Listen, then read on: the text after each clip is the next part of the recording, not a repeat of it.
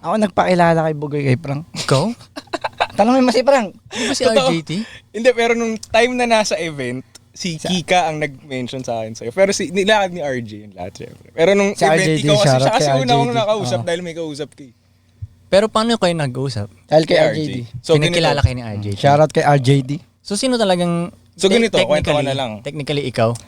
Technically. Pero hindi, Technically- RJ talaga. Hindi ko alam kung ano yung technical. Technically. Pero, RJ talaga. tolo. RJT. Kasi munition nga talaga kita noon, di ba?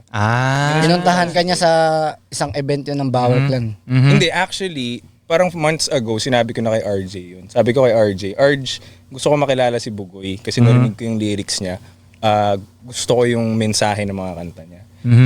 Kaya si RJ ang nilapitan ko kasi alam ko mahirap kumunik sa'yo. Mhm.